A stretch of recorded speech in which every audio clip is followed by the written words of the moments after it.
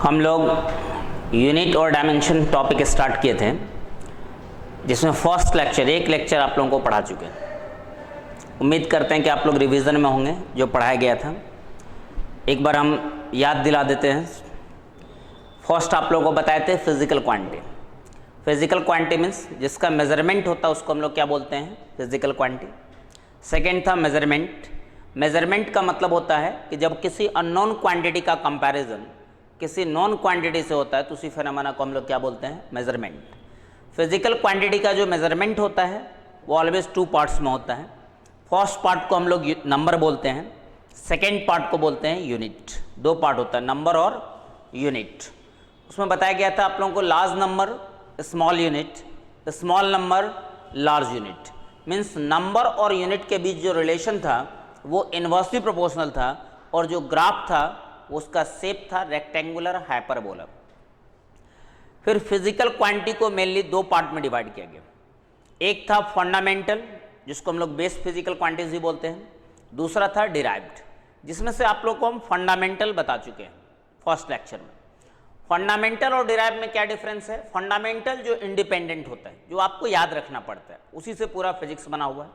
और बताए थे केवल 7 फिजिकल क्वांटिटी है फिजिक्स में जिसको फंडामेंटल बोला जाता है। Length, mass, time, temperature, electric current, luminous intensity and amount of substance. इसी 7 फिजिकल क्वांटिटी से होल फिजिक्स बना हुआ है। जो 2 साल का सिलेबस है आप लोगों का फिजिक्स का, या इससे पहले भी जो आप फिजिक्स पढ़े हैं, जो आगे भी आपको पढ़ना है, तो पूरा का पूरा फिजिक्स केवल 7 फिजिकल क्वांटिटीज से बना है। और वही 7 फिजिकल क्वांटिटीज को हम लोग फंडामेंटल या नहीं तो बेस फिजिकल क्वांटिटीज बोलते हैं। और जो फिजिकल क्वांटिटी का फॉर्मेशन इस फंडामेंटल क्वांटिटी को कंबाइंड करके होता है उसको बोला जाता है डिराइव्ड फिजिकल क्वांटिटी।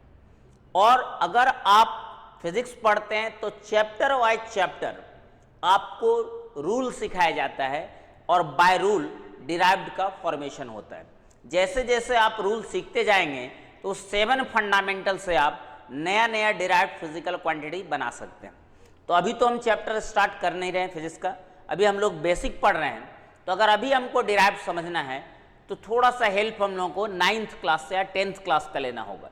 जो क्वांटिटी आप लोग पढ़े थे, force, velocity, acceleration, work, power, energy, pressure, ये सब डिराइव्ड क्वांटिटी था जो आप पढ़ चुके हैं 9th 10th में। फिर 11th में भी पढ़ना, उसको बहुत डिटेल से पढ़ना है।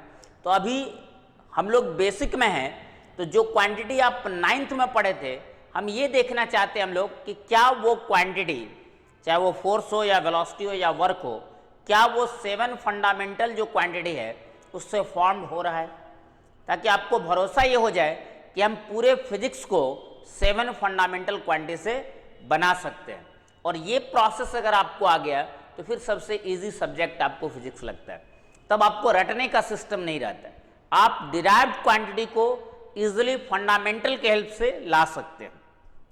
अब हम डिराइव्ड क्वांटिटी के लिए सबसे इजी क्वांटिटी हम आप लोग डिस्कस करते हैं। पहले डिस्टेंस एंड डिस्प्लेसमेंट। डिस्टेंस और डिस्प्लेसमेंट जो 9th क्लास में भी आप लोग पढ़े थे, फर्स्ट चैप्टर था मोशन चैप्टर 9th क्लास में, कि डिस्टेंस एंड डिस्प्लेसमेंट सबसे सिंपल डिराइव्ड फिजिकल क्वांटिटी है। क्या होता है डिस्टेंस और डिस्प्लेसमेंट?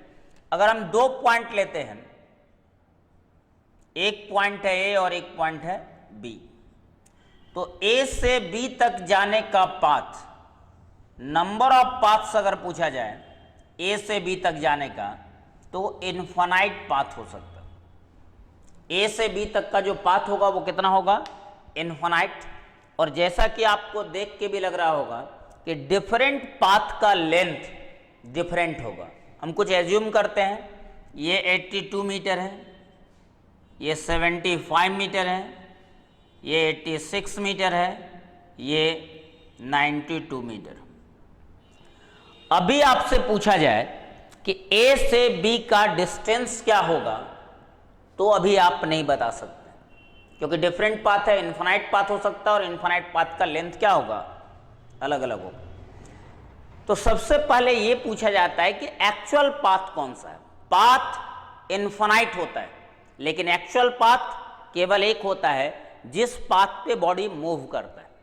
कोई भी बॉडी एक बार में एक ही पाथ पे मूव कर सकता है, और जिस पाथ पे मूव करता है वो कहलाता है एक्चुअल पाथ। तो आप पूछेंगे कि इसमें से एक्चुअल पाथ कौन सा है, मीन्स बॉडी किस पाथ पे मूव कर रहा है। तो सपोज करो कि अगर कहा जाता है ये एक्चुअल पाथ, ये जो है एक्चुअल पाथ है, तो यही पाथ का जो लेंथ होगा वो डिस्टेंस कहलाता है। तो length of actual path is called distance. जिस पाथ पे बॉडी मूव किया उस पाथ का जो लेंथ होता है, ये बहुत इंपॉर्टेंट चीज है, क्योंकि लेंथ जो है वो फंडामेंटल क्वांटिटी, और लेंथ को डिस्टेंस बोलते हैं। मतलब डिस्टेंस किस फंडामेंटल क्वांटिटी से फॉर्म हो रहा है, लेंथ से फॉर्म हो रहा है। और लेंथ का यूनिट मीटर, तो डिस्टेंस का भी यूनिट क्या होता है, मीटर होता है। तो डिस्टेंस मीन्स क्या समझेंगे आप, डिस्टेंस का मीनिंग होता है length of actual path. Length of actual path जो होता है उसी को हम लोग डिस्टेंस बोलेंगे। और ये डिस्टेंस किस फंडामेंटल क्वांटिटी से बना हुआ है, लेंथ से बना हुआ है। और जो लेंथ का यूनिट होगा वही डिस्टेंस का यूनिट होगा। कहेगा डिस्प्लेसमेंट क्या होगा, तो डिस्प्लेसमेंट का मतलब होता है कि जैसे ए से बी मूव कर रहा है, इनफाइनाइट पाथ है, एक्चुअल पाथ 1 है, तो शॉर्टेस्ट पाथ जो स्ट्रेट लाइन पाथ होता है दोनों पॉइंट को कनेक्ट करने वाला, इसी को हम लोग शॉर्टेस्ट पाथ बोलते हैं। और जो शॉर्टेस्ट पाथ का लेंथ होगा वो कहलाता है डिस्प्लेसमेंट। मान लो ये लेंथ है 50 मीटर, तो ये जो लेंथ होगा यही डिस्प्लेसमेंट कहलाता है। किस लेंथ ऑफ शॉर्टेस्ट पाथ, कि दो पॉइंट को स्ट्रेट लाइन से ज्वाइन कीजिए और उस पाथ का जो लेंथ होगा वही क्या कहलाएगा, डिस्प्लेसमेंट। तो डिस्प्लेसमेंट का मतलब होता है लेंथ ऑफ शॉर्टेस्ट पाथ। तो ध्यान दीजिए कि डिस्टेंस भी लेंथ से फॉर्मेशन हुआ है, और जो डिस्प्लेसमेंट है वो भी किस फंडामेंटल क्वांटिटी से फॉर्म हुआ है, लेंथ से। तो डिस्टेंस का भी फॉर्मेशन लेंथ से होगा, डिस्प्लेसमेंट का भी फॉर्मेशन लेंथ से होगा। सिंपल एग्जांपल समझिए कि आप अगर अपने घर से क्लासरूम आते हैं या कोचिंग आते हैं, किसी भी जगह जाते हैं, तो जिस रास्ता पे आप चलते हैं, जिस पाथ पे आप मूव करते हैं, वो पाथ आपका एक्चुअल पाथ होगा। और उस पाथ का जो लेंथ होता है, उसके पाथ का लेंथ आप मेजरमेंट कर लीजिए, तो वही उसका डिस्टेंस कहलाता है। जिस पाथ पे बॉडी मूव करता है उस पाथ के लेंथ को क्या बोलते हैं, डिस्टेंस।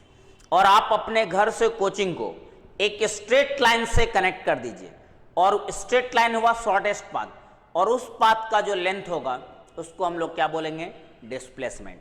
तो डिस्टेंस और डिस्प्लेसमेंट दोनों एक ही फंडामेंटल क्वांटिटी से बना हुआ है, और वो फंडामेंटल क्वांटिटी है लेंथ। तो जो लेंथ का यूनिट होगा वही डिस्टेंस और डिस्प्लेसमेंट दोनों का यूनिट होगा। तो ये क्लियर हुआ कि डिस्टेंस और डिस्प्लेसमेंट किस फंडामेंटल क्वांटिटी से बना हुआ है, लेंथ से बना हुआ है। तो पूरा फिजिक्स ही 7 फंडामेंटल क्वांटिटी से बना हुआ है। अब कुछ फॉर्मूला हम यूज कर रहे हैं 9th क्लास का, जो आपको पता होगा, और उससे ये आपको दिखाएंगे कि कैसे कोई क्वांटिटी फंडामेंटल क्वांटिटी से फॉर्म होता है। कुछ एग्जाम्पल आपको दिखाते हैं। डिराइव्ड फिजिकल क्वांटिटी,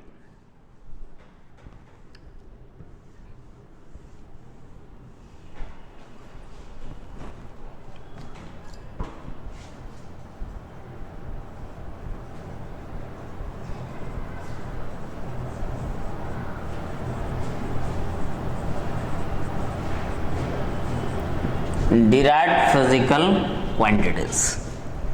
एग्जाम्पल आप देखिए, डिस्प्लेसमेंट जो अभी आपको बताया गया है,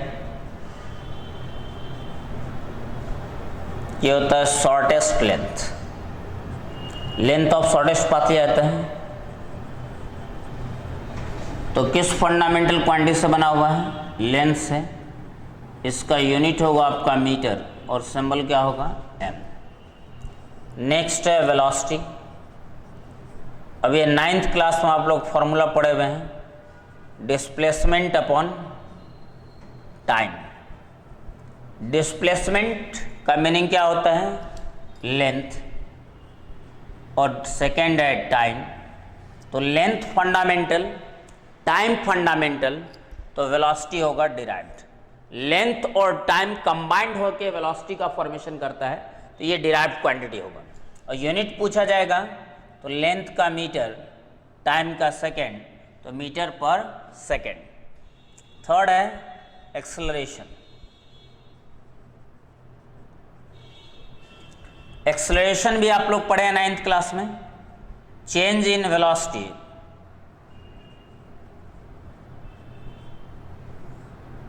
अपॉन टाइम। अब चेंज इन वेलोसिटी हो या केवल वेलोसिटी हो, फंडामेंटल क्वांटिटी सेम ही यूज होगा, यूनिट सेम ही रहेगा। जैसे अगर हम केजी में 5 केजी में 2 केजी को माइनस करते हैं तो रिजल्ट आता है 3 केजी। केजी में केजी माइनस करोगे तो रिजल्ट जो आएगा वो केजी आएगा। ऐड भी करोगे 2 metre plus 4 metre equal to 6 metre, तो मीटर में मीटर ऐड करेंगे तो मीटर ही आएगा। तो एडिशन और सब्ट्रैक्शन से फिजिकल क्वांटिटी के यूनिट में कोई चेंज नहीं आता है। ऐड करोगे तो भी वही यूनिट होगा, सब्ट्रैक्ट करोगे तो भी वही यूनिट होगा।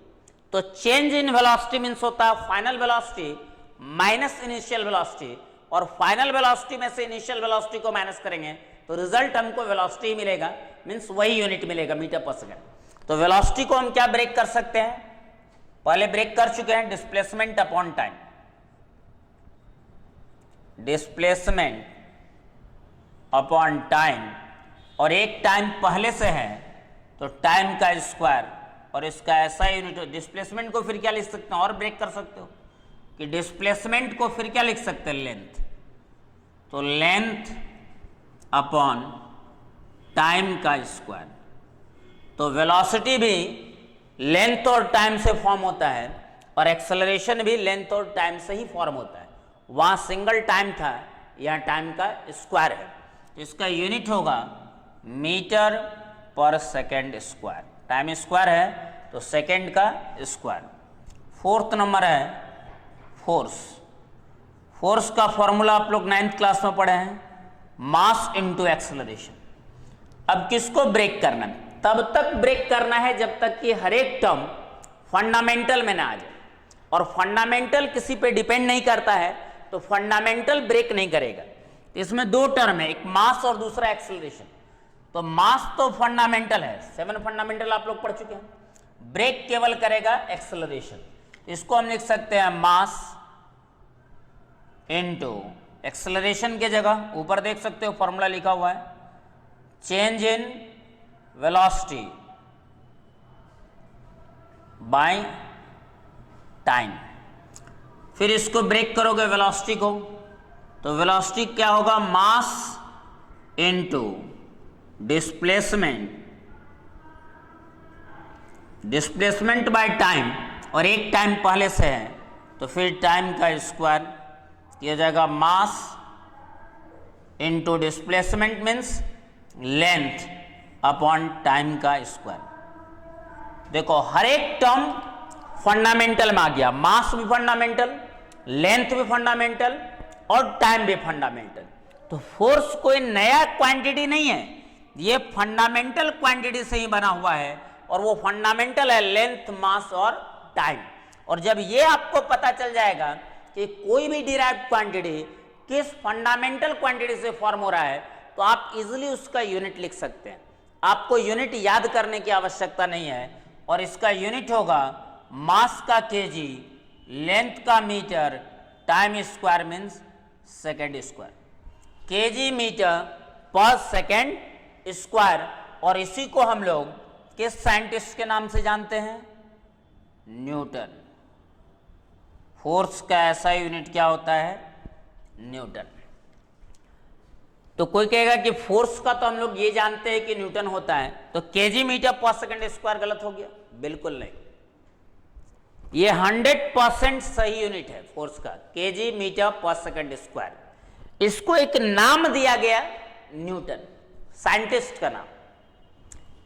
रीजन, जैसे कोई आदमी अगर बहुत अच्छा काम करता है तो उनको ऑनर देने के लिए, सम्मान देने के लिए कुछ चीज उनके नाम पर रख दिया जाता है कि ताकि लोग उनको भूले नहीं। जैसे गांधी मैदान पटना का, तो गांधी जी के नाम पर रखा गया कि लोग गांधी जी को नहीं बोले। उसी तरह से साइंस में अगर कोई साइंटिस्ट बहुत अच्छा काम करता है तो उनको याद रखने का तरीका है कि कोई यूनिट का नाम उनके नाम पर रख दिया जाए। उसी तरीका से न्यूटन को ऑनर देने के लिए, सम्मान देने के लिए इसका नाम रख दिया गया न्यूटन। तो अगर कोई यूनिट साइंटिस्ट के नाम पर है, इट मीन्स वो नाम आपको याद रखना है। वो साइंटिस्ट पूरे सोसाइटी के लिए बहुत सारा काम किया है, उनको कोई भूले नहीं, इसके लिए ये नाम दिया गया है। तो केजी मीटर पर सेकंड स्क्वायर यूनिट 100% सही है और इनको एक नाम दिया गया है न्यूटन। तो ये भी बोल सकते हैं और न्यूटन भी बोल सकते हैं। नेक्स्ट है वर्क, और वर्क का भी फॉर्मूला आप लोग पढ़े हुए हैं, फोर्स इनटू डिस्प्लेसमेंट। तब तक ब्रेक करना है जब तक कि हर एक टर्म फंडामेंटल में नहीं आ जाए। 7 फंडामेंटल आपको पता है। अभी जो हम लोग यूज कर रहे हैं फंडामेंटल, वो केवल 3 से बना रहे हैं, लेंथ, मास और टाइम से। तो फोर्स को कैसे ब्रेक करेंगे? मास इनटू एक्सेलरेशन, और डिस्प्लेसमेंट का मीनिंग लेंथ होता है, तो ये लेंथ। अब इसमें से पूछा जाएगा किसको ब्रेक करेंगे, तो mass fundamental, length fundamental, break होगा केवल एक्सेलरेशन। तो मास इनटू एक्सेलरेशन को लिख सकते हो चेंज इन वेलोसिटी, सब ब्रेक कर चुके हैं ऊपर। Acceleration change in velocity upon time into length. फिर वेलोसिटी ब्रेक करोगे तो डिस्प्लेसमेंट अपॉन टाइम, तो mass into displacement upon time, और एक टाइम पहले से है तो टाइम का स्क्वायर इनटू लेंथ। फिर डिस्प्लेसमेंट का भी मतलब क्या होता है? लेंथ। तो मास इनटू लेंथ का स्क्वायर हो जाएगा। जैसे ही आप डिस्प्लेसमेंट के जगह पे लेंथ रखेंगे तो length into length, length square upon time square, और ये हो जाएगा मास का kg, length square metre square, time square पर सेकंड स्क्वायर। और ये इसको किस साइंटिस्ट के नाम से आप लोग जानते हैं? जूल से। तो केजी मीटर स्क्वायर पर सेकंड स्क्वायर, और इसको किस साइंटिस्ट के नाम से हम लोग जानते हैं? जूल के नाम से जानते हैं। वर्क का ऐसा यूनिट होता है जूल। देखो वर्क भी फंडामेंटल क्वांटिटी मास, लेंथ और टाइम से फॉर्म होता है। तो कोई भी डिराइव्ड क्वांटिटी आप पढ़ेंगे वो केवल और केवल 7 फंडामेंटल क्वांटिटी से उसका फॉर्मेशन होता है। अगर आप रूल जानते हैं तो आप इजिली फंडामेंटल क्वांटिटी का फॉर्मेशन फंडामेंटल के हेल्प से डिराइव्ड का फॉर्मेशन कर सकते हैं। बस इसके लिए आपको चैप्टर बाय चैप्टर रूल सीखना पड़ेगा। अगर आप रूल नहीं जानते हैं तो रटना मजबूरी है। रूल पे काम कीजिए, डिराइव्ड को रटने की आवश्यकता नहीं होगी। अब बहुत बच्चे के दिमाग में ये क्वेश्चन राइज होता है, जो फाउंडेशन का स्टूडेंट होता है, जो 10th पास करके आता है, सर आप पढ़ा तो रहे हैं लेकिन हमको ये नहीं समझ में आया फोर्स क्या होता है, या एक्सेलरेशन क्या है, या वेलोसिटी क्या है, या वर्क क्या है। तो एक्चुअल में अभी आपको हम ये चैप्टर में पढ़ा ही नहीं रहे हैं कि वर्क क्या होता है, what is force, what is work, या व्हाट इज वेलोसिटी। तो इसको हम डिफाइन नहीं कर रहे हैं, ये सबका अलग अलग चैप्टर है। इसके लिए हम लोग चैप्टर पढ़ेंगे, उसमें इसको डिफाइन करेंगे, डिराइव करेंगे कि कैसे वो फंडामेंटल से फॉर्म हुआ, टोटल रूल सीखना है इसका, फिर फॉर्मूला भी जानना। ये केवल और केवल आपको ये बताया जा रहा है कि जो आप 7 फंडामेंटल क्वांटिटी पढ़े हैं उसी से डिराइव का फॉर्मेशन होता है। आपको ये कॉन्फिडेंस आना चाहिए कि हाँ डिराइव्ड का जो फॉर्मेशन होता है वो फंडामेंटल से होता है। अभी हम आपको कोई क्वांटिटी नहीं पढ़ा रहे हैं, ये पहले दिमाग में आप लोग सेट कर लीजिए। जब चैप्टर स्टार्ट करेंगे तो एक एक क्वांटिटी पर हम लोग डिस्कस करेंगे। अभी सिर्फ जो फंडामेंटल क्या होता है, डिराइव्ड क्या होता है, कैसे डिराइव्ड जो है फंडामेंटल से फॉर्म होता है, वो कुछ एग्जाम्पल बता रहे हैं कि जो क्वांटिटी आप 9th 10th क्लास में पढ़े थे वो क्वांटिटी को भी रटना नहीं था बल्कि उसको फंडामेंटल से फॉर्म करना था। अगर आप फंडामेंटल से फॉर्म करना जानते हैं तो उसका बेनिफिट क्या मिलता है आपको। जैसे यहां देखिए वर्क फोर्स इनटू डिस्प्लेसमेंट। अब अगर फोर्स पता है, डिस्प्लेसमेंट पता है, तो दोनों का प्रोडक्ट वर्क होगा। तो ये तो हर कोई सॉल्व करेगा। लेकिन जैसे ही आप कंपटीशन लेवल पे जाते हैं तो इस टाइप का एक भी क्वेश्चन आपको नहीं मिलेगा। वो किसी भी स्टेप से, देखो वर्क को इस तरीका से भी लिखा जा सकता है, mass into displacement upon time into length. तो इस फॉर्म में भी वर्क पूछ सकता है। इतना स्टेप जो है, ये सारा स्टेप में से किसी भी जगह डाटा देके आपको वर्क पूछ सकता है। जब आप रटते हैं तो केवल ये स्टेप जानते हैं, इससे आप केवल बोर्ड में काम कर सकते हैं, 11th-12th का जो बोर्ड एग्जाम होता है। लेकिन जैसे ही आप आईआईटी और मेडिकल की बात करते हैं तो वो किसी भी स्टेप से क्वेश्चन पूछ सकता है। और क्वेश्चन तब आपसे सॉल्व होगा जब आप डिराइव्ड को फंडामेंटल तक ले जाना जानते हैं। तो आपको हर एक स्टेप पता होगा, क्वेश्चन कहीं से भी पूछा जाएगा तो वो क्वेश्चन सॉल्व होगा। तो ये बहुत सुनने में आसान लगता है कि अगर 7 फंडामेंटल जान गए तो इजीली हम लोग पूरा फिजिक्स कमांड कर सकते हैं। लेकिन दिक्कत क्या है कि इसको आप बहुत सही तरीके से काम करना पड़ेगा। फिजिक्स को पढ़ने के लिए फिजिक्स का जो अपना रूल है उसके अकॉर्डिंग काम करना पड़ेगा। आपके अकॉर्डिंग फिजिक्स नहीं चल सकता है, फिजिक्स के अकॉर्डिंग आपको चलना होगा। एक चीज ध्यान देने वाली बात इसमें क्या है कि जैसे वर्क को अगर डिफाइन करना है, वर्क अगर आपको समझना है कंप्लीटली, तो उसके लिए पहले आपको फोर्स समझ में आना चाहिए। जब तक आपको फोर्स क्लियरली समझ में नहीं आएगा तो आप वर्क को नहीं समझ सकते। फिर फोर्स को समझने के लिए, देखो वर्क के लिए फोर्स का जरूरत पड़ा, फोर्स के लिए एक्सेलरेशन, एक्सेलरेशन समझ में आएगा तभी फोर्स समझ में आएगा, पिछला क्वांटिटी। एक्सेलरेशन समझने के लिए वेलोसिटी समझना पड़ेगा, मीन फिर पीछे वाला क्वांटिटी क्लियर होना चाहिए। और वेलोसिटी समझने के लिए डिस्प्लेसमेंट समझना पड़ेगा, तब वेलोसिटी आएगा। तो एक वर्क को समझने के लिए पिछला total quantity, force, acceleration, velocity, displacement, पीछे का टोटल क्वांटिटी यूज आ गया। तो अब 2 कारण से स्टूडेंट को रटना पड़ता है। पहला ये हो सकता है कि आप वर्क का क्लास कर रहे हैं, आप पीछे का कोई क्लास छूट चुका है आपका, तो आप ब्रेक करके फंडामेंटल तक नहीं जा सकते। एक दिक्कत तो ये हो सकती है कि आप पिछला क्लास ड्रॉप कर चुके हैं, पिछला क्लास नहीं पढ़ा हुआ आपको, तो उसके लिए कारण आप फंडामेंटल तक नहीं जा पा रहे हैं, तो वो प्रॉब्लम क्रिएट करेगा। दूसरा चीज ये हो सकता है कि आप क्लास बहुत अच्छे से रेगुलर किए हैं और आप पीछे वाले टॉपिक पे काम नहीं किए, मीन्स आपका रिवीजन नहीं, आपको कमांड नहीं है पिछला टॉपिक, तो भी वही प्रॉब्लम क्रिएट होगा, सेम प्रॉब्लम क्रिएट होगा। तो आपको अगर सही तरीका से कंपटीशन लेवल पे काम करना है तो कोई भी नया क्वांटिटी डिराइव करने के लिए आपको पिछला टोटल क्वांटिटी का हेल्प लेना पड़ सकता है। 2, 4, 5, 10 कितना भी क्वांटिटी का हेल्प लेना पड़ सकता है। और पीछे वाला पार्ट जितना स्ट्रांग होगा, जितना प्रॉपर तरीका से आप काम करेंगे, नया क्वांटिटी का फॉर्मेशन उतना कॉन्फिडेंस के आप साथ कर सकते हैं। वो आपका कॉन्फिडेंस को क्या करेगा, बिल्डअप करेगा। और किसी भी स्टेप से क्वेश्चन पूछा जाएगा तो आप क्वेश्चन सॉल्व कर सकते हैं। अभी हम ये डिस्कस नहीं कर रहे हैं कि वर्क क्या है, पावर क्या है, फोर्स क्या है, एक्सेलरेशन क्या है। जब चैप्टर में इन करेंगे तो एक एक टर्म को डिस्कस करेंगे, अलग अलग क्वांटिटी के लिए अलग अलग चैप्टर बना हुआ है, उसका सारा रूल पढ़ेंगे, सारा फॉर्मूला पढ़ेंगे, कितने तरीका से उसको कैलकुलेट किया जा सकता है, वो टोटल चीज़ पढ़ेंगे।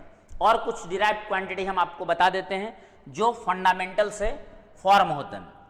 तो यहाँ पर जो हम लोग कुछ क्वांटिटी देखे हैं, displacement, velocity, acceleration, force, work. Next है सिंबल में हम लोग चलते हैं, ज़्यादा लंबा नहीं जाना पड़े, ये शॉर्ट में थोड़ा लिखते हैं। जैसे पावर, वर्क अपॉन टाइम, फिर वर्क को लिख सकते हो force into displacement by time. तब तक ब्रेक करना है जब तक कि हर एक टर्म फंडामेंटल में नहीं आ जाए। फोर्स को क्या लिख सकते हो, मास इनटू एक्सेलरेशन, डिस्प्लेसमेंट को लिख सकते हैं लेंथ अपॉन टाइम। फिर मास इनटू वेलोसिटी को चेंज इन वेलोसिटी लिखते हैं, लेकिन क्वांटिटी तो हमको वेलोसिटी लेना है, velocity upon time into length. तो मास इनटू वेलोसिटी को लिख सकते हो displacement into length into displacement by time लिखोगे तो टाइम का स्क्वायर। तो एक टाइम पहले से यहाँ पे था, फिर एक्सेलरेशन को वेलोसिटी बाय टाइम लिखे तो टाइम का स्क्वायर, और फिर डिस्प्लेसमेंट बाय टाइम लिखोगे तो टोटल टाइम का क्यूब हो जाएगा। तो मास इंटू लेंथ क्या लिख सकते हैं, लेंथ स्क्वायर, सिंबल में लिख रहे हैं टाइम का क्यूब, तो इसका mass fundamental, length fundamental, time fundamental, तो ये हो जाएगा केजी मीटर स्क्वायर पर सेकेंड क्यूब। और इसको किस साइंटिस्ट के नाम से जानते हैं, वाट के नाम से जानते हैं। सारा यूनिट साइंटिस्ट के नाम पर नहीं है, बल्कि कुछ कुछ यूनिट साइंटिस्ट के नाम पर है। नेक्स्ट है मोमेंटम। मोमेंटम होता है मास इनटू वेलोसिटी। मास, वेलोसिटी को लिख सकते हो डिस्प्लेसमेंट अपॉन टाइम, और मास इनटू डिस्प्लेसमेंट मीन्स होता है लेंथ अपॉन टाइम, तो इसको यूनिट लिख सकते हो मास का केजी, लेंथ का मीटर, टाइम का सेकेंड। ये हो गया आपका यूनिट मोमेंटम का। नेक्स्ट है एरिया। लेंथ इनटू विड्थ होता है एरिया। अब देखो लेंथ, विड्थ और हाइट, लेंथ, विड्थ और हाइट तीनों एक ही फंडामेंटल क्वांटिटी से बना हुआ है, लेंथ से। इसलिए लेंथ का भी यूनिट मीटर होता है, विड्थ का भी यूनिट मीटर होता है, और हाइट का भी जो यूनिट होता है वो क्या होता है, मीटर होता है। लेंथ, विड्थ और हाइट तीनों का यूनिट क्या होता है, मीटर। तो लेंथ और विड्थ है तो इसको फंडामेंटल में लिखना होगा तो लेंथ का स्क्वायर, और ऐसा यूनिट मीटर स्क्वायर। वॉल्यूम लिखना है तो वॉल्यूम का क्या होगा, length into width into height, fundamental में लेंथ का क्यूब, और ऐसा यूनिट मीटर क्यूब। डेंसिटी लिखना है मास पर unit volume, mass upon volume, तो फिर मास बाय वॉल्यूम का मतलब length into width into height, तो मास फंडामेंटल में लिखोगे तो लेंथ का क्यूब, तो ऐसा यूनिट केजी पर मीटर क्यूब, केजी पर मीटर क्यूब, ये डेंसिटी का ऐसा यूनिट होता है। एक और क्वांटिटी बता देते हैं, प्रेशर। नाम सुनेंगे आप लोग, 8th क्लास से पढ़ते हैं, फोर्स पर unit area, force upon area. Break तब तक करना है जब तक कि हर एक टर्म फंडामेंटल में ना चला जाए।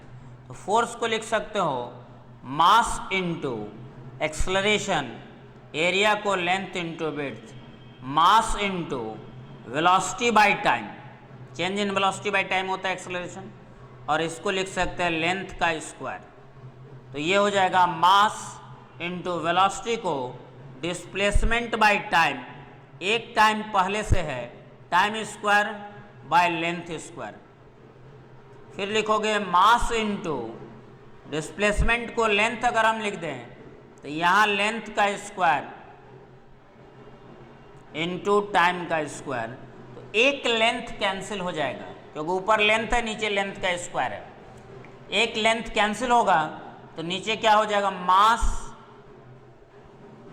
बाय लेंथ इनटू टाइम का स्क्वायर, और ऐसा यूनिट केजी पर मीटर पर सेकेंड स्क्वायर, और इसी को पास्कल के नाम से हम लोग जानते हैं।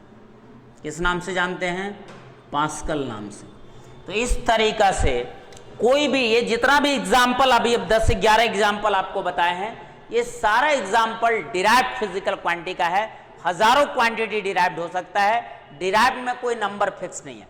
नंबर फिक्स्ड है फंडामेंटल का। 7 फंडामेंटल क्वांटिटी है जो आपको याद रखना है, और अगर आप प्रॉपर तरीका से फिजिक्स पे काम करते हैं तो दुनिया के किसी भी फिजिकल क्वांटिटी को आप फंडामेंटल से फॉर्म कर सकते हैं। इसके लिए आपको प्रॉपर वे में काम करना पड़ेगा, एक एक क्वांटिटी को बनाने का रूल सीखना पड़ेगा। क्वांटिटी रटा नहीं जाता कि हम फोर्स का डेफिनेशन याद कर लिए, वर्क का डेफिनेशन याद कर लिए, पावर का डेफिनेशन याद कर लिए, बिल्कुल नहीं।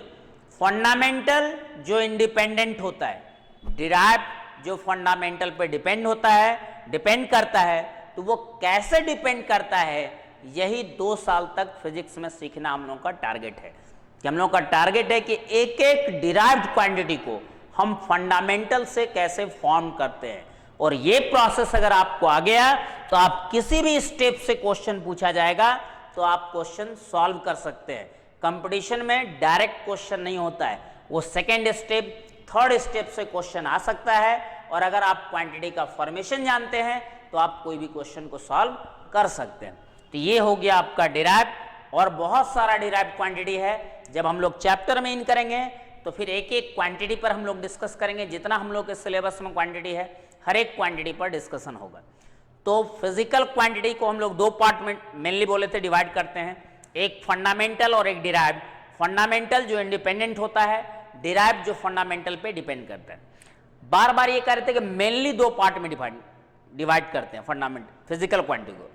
एक और पार्ट होता है फिजिकल क्वांटिटी का जिसको हम लोग सप्लीमेंट्री बोलते हैं। फंडामेंटल और डिराइव्ड के अलावा एक और फिजिकल क्वांटिटी होता है एक कैटेगरी का जिसको सप्लीमेंट्री फिजिकल क्वांटिटीज बोलते हैं।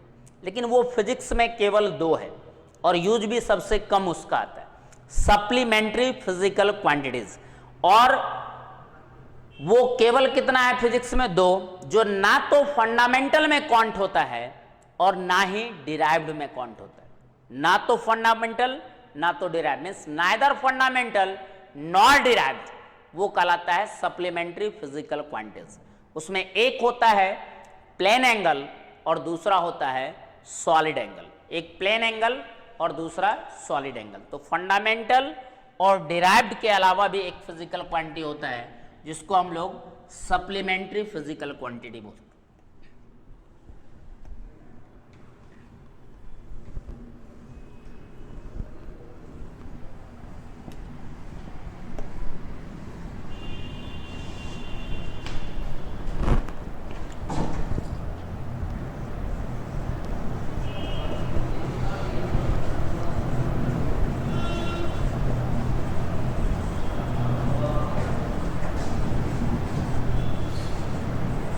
Supplementary physical quantities. और ये केवल कितना होता है? दो।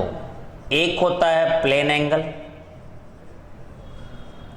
और दूसरा होता है सॉलिड एंगल, जो ना तो फंडामेंटल है और ना तो डिराइव्ड। और इस दोनों का जो ऐसा यूनिट होता है जो मेजरमेंट में होता है वो रेडियन में होता है। प्लेन एंगल का मेजरमेंट रेडियन में, सॉलिड एंगल का मेजरमेंट स्टेरेडियन।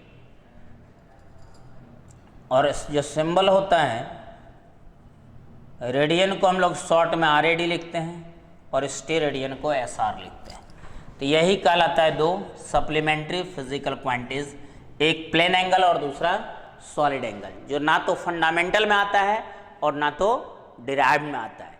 तो टोटल अगर पूछा जाए तो तीन टाइप का आ जाता है physical quantity, fundamental, derived, supplementary, जिसमें 7 फंडामेंटल है, 2 सप्लीमेंट्री है और होल लाइफ इसके अलावा जो भी पढ़ेंगे वो सब क्या होगा? डिराइव्ड होगा। उसका कोई नंबर फिक्स नहीं है। क्योंकि प्लेन एंगल और सॉलिड एंगल क्या होता है? तो जो लाइन एंगल फॉर्मेशन करता है, लाइन जो एंगल का फॉर्मेशन करता है उस एंगल को हम लोग बोलते हैं प्लेन एंगल। जो 9th 10th क्लास में आप लोग पढ़ते हैं कि एंगल, तो ये angle form by the line.